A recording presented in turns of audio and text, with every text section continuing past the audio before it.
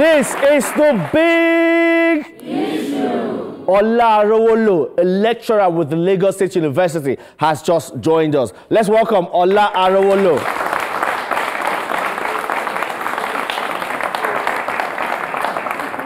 Ola Arowolo, of course, a young lecturer, one of the youngest you'll find around town, and he is with the School of Communications, Lagos State University. That's the journalism department. He's here to defend lecturers' action towards setting exams in schools. Ola Arowolo, before you arrived, he said that students are at the mercy of sadistic lecturers. But you are here now to defend the position of lecturers, why they have to set exams as a test for a student's knowledge. Some others believe that examination is a test for failure and it is unnecessary. What is your standpoint? Let's hear you. Well, for every industry and for the world itself, and as a matter of fact that we're in this world, we're in to be tested. So at a point in time, examination started because of the reason to justify meritocracy. She gets. So the thing is that we have to churn out a particular batch of people who are good and know those people that are bad, and then make judgment and put the right people in leadership. And you think examination is the right way of separating the wheat from the chaff, the men from the boys? Well, it depends on the system. But in the schooling system here in Nigeria, it differs from institutions to institutions. Let's say, for instance, you've taken a course, you've taught Jyotin. The only way you can assess the student to know if actually they've learned whatever you have taught, be it practical or theoretical, is through either theoretical examination or practical examination. And whatever they give back is a feedback based that will show whether or not the aim of the subject or the course has been achieved. But why is it that the lecturers make it really difficult? Like he talked about the horror, the error, and the terror. Correct. He talked about the terror. I think he started with the terror, the error, and the horror. And all this boils down to the way our institutions, especially the educational institutions, are formed and even function.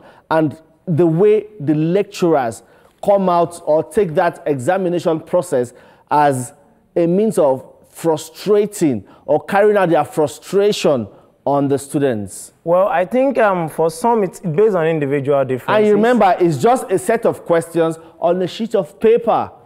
Well, that's what you think, but it's based on individual lecturer differences and their approach to it. And their experiences also matters. I'm aware that there are some sadists who believes that because they've gone through rigors and they suffered for it, others should suffer for it, which is not supposed to be so. It's just an ideological. So you're not one of those sadists, you're a lecturer, you're not one of those sadists. No, I'm not a sadist. I'm not a sadist, and my student can attest to that fact. A round of applause for a happy lecturer. I used to say that, well, the marks here are owned by the school.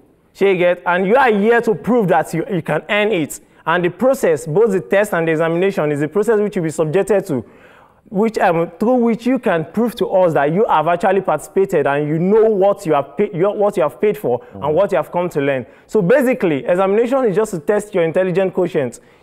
However, some people get it wrong and they go through the wrong procedures to examine people. A good instance is German question. They call it German question because it's filling the gap. It's not a test of knowledge. It is a test of cramming, and it's not a way to test students. So for different courses, depending on the aims and objective of that course, if it is for practical, for hands-on training, if it is theoretical, if it is just for you to have knowledge of history, there are different approaches to teaching, and there are different approaches to learning, and there are different approaches to examining students. So in your inability to differentiate these approaches and the procedures makes you a bad lecturer. But your ability to design between how I'm going to assess a practical-based course, a theoretical-based course, an history-based course, will then differentiate you from a bad lecturer. So for a good lecturer will know the procedures, will know the methodologies, will know the philosophy, and will know the foundation to lay before examining such students. So they won't just be in the examination or trying to solve puzzles that they don't even know anything about. There's a methodology, there's a way of examining students.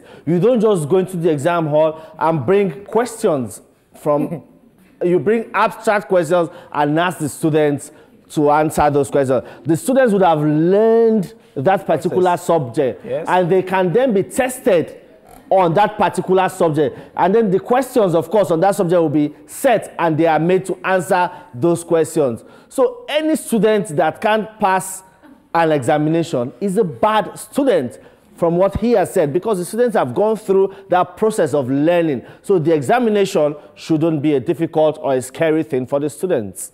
You see, when we struggle the way you are struggling to explain, explain things, it means the truth is missing. What is the Right? truth? What truth, sir? What truth? The truth is that my brother here, Mr. Lecturer, I just said that exam can be compared to test of life. And I would like to quickly say this in Yoruba. And you Tell have the to lecturers, translate in English. I will say it in English. Tell the lecturers that Idonwo is very from Adonwo. That is, exam is different from temptation. By the time you come to tell me that examination is like testing life, that is to show you the way they take it. You miss an exam, they make it an issue. You are very ill, they give you exam, right? You cannot write too much. In the first place, excuse why me, sir. should you be It's not yet, in the hall? it's not yet fire for fire. Mr. Lecturer. It's not a fire for fire. We'll get to a segment where it's going to be a free for all. Of course, they are all your sparring partners, and likewise for the rest of you. But it's not yet the fire for fire segment. Shoduke, Thank you. God bless you. May you not be given Adonwo. He compared it to life test. You understand? Exam should not be a do or die thing. A typical Nigerian student is the most examined. And it's like, compared to those outside the world, it's like the one with the lowest IQ. Have you asked yourself a question? I have a lot of students that could not make it in Nigeria. JAMB is jambing them. WAEC is walloping them. NECO is necorizing them, right? And once they get abroad, they come first. In a better environment, you understand? Then that means something is wrong with the system and something is wrong with the exam being set in Nigeria. I am not against being examined, don't get me wrong. But thank God the topic is examination in Nigeria by the terrorists. And most of these lecturers are there. You just said it's not sadistic. But what about, permit me to use this word, sadistic? Whereby they want to date a particular girl or set of girls, and we know the one of Ife, what happened there. It's vice versa. Right? It's not just the men that are culprits in this. Well, I've never heard of a lady lecturer. You have never heard. It doesn't mean there are no I've cases. Never heard. I'm talking based on my little experience. You know. So what I'm saying is that by the time they molest, they sit down. Some of these lecturers actually sit down and say, look, I have failed her, right? When I take her, then I'll pass her to you. And all these things are happening within the school environment. And these lecturers even see themselves as demigod. And do they really teach? They come to class, they mention 1, 2, 3, they say, go and read the remaining. Then let me tell you what students do. Let me tell you what students do. Simple thing. That's to tell you that exam in Nigeria, especially in our institution, is just to pass, not to understand. They do what we call, right when we're in school, we call it agberu beso. I've worked in secondary school. I don't know if we understand what education is all about. But if we don't, we are here to be educated. True. Every child is given certificates for having been found worthy in both character and learning. Good. And the designers of educational materials have encoded the cognitive, affective, and the psychomotor part of learning into the learning process. And in the school system, in secondary school, you have what we call the first STEAM test, the second STEAM test, and the third one that will form part of the continuous assessment. At the end of the term, a child continuous assessment is added with exam. So it's not just exam. And for those of them that feel people cram something to go and pour it, what kind of student will whiling away time in the bushes, beating drums, sitting under cashew trees or chatting away his life, and is waiting on the day before the exam to cram something and go and pour it out. I think it's an aberration. And when my colleague, who had vowed not to mention things outside Nigeria, is making a comparison, juxtaposing Nigeria with American system of learning, I begin to laugh. Are we not blaming the environment? Why not blame the circumstances that are militating to the ineffective learning system, and let's see how we can correct it, rather than blaming the end product of examination? All right then. All right, we have an interjection from a member of the audience. Lady, go ahead. Who's got something to say? All right, let's pass the microphone up there. His hand is up. Yep. All right. Thank you, sir. While I was in school, there was a time the rector called every student because he saw that the students were not doing so well. And then he asked, what's the problem? Is it that you guys don't understand? The issue we have is our lecturers. It made me realize that every student is meant to be in class for 4 days in 6 days, excluding Sunday. It might be Monday, Tuesday, Wednesday, and Saturday, leaving you 2 days to go and do personal reading on what you've been taught. Now, the lecturers are the one who made the timetable of when to come to class. But those lecturers will not. They will tell you they still have some other teachings to do in different schools. And the period you are meant to be doing your own personal learning, they will tell you to come to school that day to come and receive lecture. You end up leaving around 8 o'clock in the night to other schools. Now, this is what I'm going to... These are the sadistic lecturers he was referring to. When all this happen, that you don't give us opportunity to even go back to read, and then you expect us to always wake up. It's not everybody that wake up around 1 a.m., 2 a.m. to read. We are different. Now, you now expect us, when you did not give us time to actually read what you've taught us, to do a test. What do we want to write in the test? You're actually testing us for what you failed to teach us. And permit me to say this. Do you know it's possible you mark me 80 in this course, and then they call another lecturer in another school to mark that same thing, and the person marks me 50. So, can I respond? Yes, yeah, sure, you can. Well, I want to believe that as a student, what you needed then was motivation. And you got discouragement. And that led you to feeling awkward. Now, look at it. There's no way you will read seriously without succeeding. If the system in Nigeria... Now, listen. A student should be able to have timetable. You have what we call personal timetable to read. Yes. The time that you will use to do other things, you can use it to read. Now, look at a lecturer giving you time. I started with making a mark of policy that the National University Commission should set standard in the universities. I don't want you to blame the circumstances and the problem that the lecturers have set before you, or giving you your own time to come and satisfy their own time, as the reason why we should not examine. If we say the condition of learning in Nigeria is the reason for failure, okay, I would agree. Yeah. But if we say examination is a test of failure, I will disagree, because you know from the day when you enter school that you'll be examined. Are you waiting for someone to tell you that you'll be examined? Sir, there are different ways of examining. Must it be in written form? If truly you've taught me so well, it mustn't. There must be different ways it mustn't. To be examined. That is why I mentioned the cognitive, the affective, and the psychomotor. Okay, and I want to say something here, and I would like Ola Arowolo to respond to that. You know, some people have said that it's not the best students that pass examinations, but the smartest students. And cheating is also a factor. It's not all students that pass examinations that have passed because of the knowledge they have on that subject matter.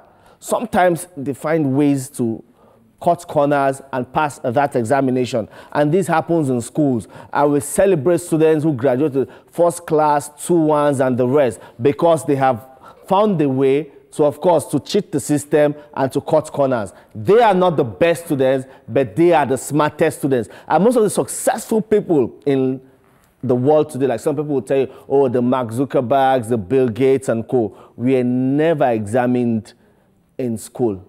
The very first question I would like to throw back to you is this, or to anybody that is listening to me right now.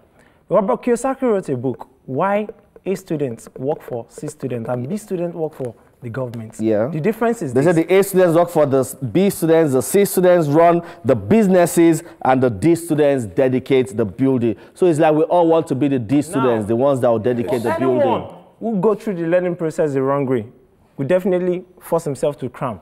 And at the end of the day, if he eventually graduates on top of the class, the money market, as the case is now, will determine whether or not he's going to survive or not. So whatever, if you have been put through a process, if you don't learn it right, you don't know it, you do la crème la peau, the later end will justify what matters. Whether or not you have gotten the value which you paid for, whether you have gotten the value of what you went for. If you have not gotten it, then you know that you have not really learned anything and you don't really want the certificate. I've seen people who earn certificate in private schools or even in public schools. They are first class graduates, but when they get to, once they graduate after NYSC service, they get to find no job because they've not learned the right thing. I want to say this, and to everybody, for every theoretical course, for everything that is theoretical, there is a practical and there's a life to it. So I'm saying it, that whatever you are reading, before that thing is written down, there is an idea, a living idea. So when you are saying, if you are taught news writing and reporting, you are meant to channel your effort towards how to write a news. And there is no way you can know how to write a news without knowing how to answer the question of what is a news, what are the principles of a news. You know, there's no way you can deliver the outcome. You know, at the beginning of the lecture, for the educational consultant here, at the beginning of the lecture, I said this course is set to achieve this. At the end of the course, if as a student, as objective, you don't achieve that, then you are a failure even before exam. So you get. So examination, actually from the outset, let me go back to history now. In Western Europe, there was never exam before. They dated back to the philosophical age. It is just based on your intelligence and people's judgment that this person is good, this person can become this person can lead us, based on your delivery. So comparing it with somebody who has even passed the exam, or who have failed the exam, if you can deliver, that is what matters. That is what is key. That is what is education. You know, someone said something that we have so many entrepreneurs out there today, but not all of them are students of business administration. Or see, the same thing we're talking about. Whether or not you have a certificate in business administration does not justify whether that you'll be able to manage a business. Your practical ability, you can even boycott the theoretical. If you are endowed or you are exposed to the practicality of it, you will know how to manage business. All right, an interjection from a member of the audience. Go ahead. I have a question. Okay. For me, and also a suggestion, what I believe. Okay. I believe that this examination of a thing is either you pass or you fail. And I don't believe that you are supposed to blame either the lecturer or the student. Thank you. Because there are some students, they believe that no matter, even if they cannot read, they will still find their way through. While some lecturers, due to their selfish interests, even if they teach or they don't teach, they will set their question because they know that you will come back to them because that way they are looking for another thing. Yes. For the students, what are we going to do? We don't have anything to do, but I know that definitely those lecturers, one day they must find their way out and somebody will be there to do something about it. What I'm telling the students, you just have to be prayerful and wait till that day. Because if you watch now, some of those lecturers, you're already seeing them now. Either when they try to deceive the students, God will bring them out. It's happening already. Or am I lying? So I believe that we students, provided you have it in mind that you want to go to school and you want to be successful and you want to graduate with a top class, you just keep reading. Yes. Keep reading. Don't believe that you are not in class, you don't read, and you expect at the end of the examination you will pass. It's not possible. There's no miracle like that. All right, we have to be prayerful. Well, at this point, and on a very prayerful note, we'll take a quick break. We'll take a quick break, and when we return, it will be time for us to get to the Fire for Fire segment. You're still watching The Big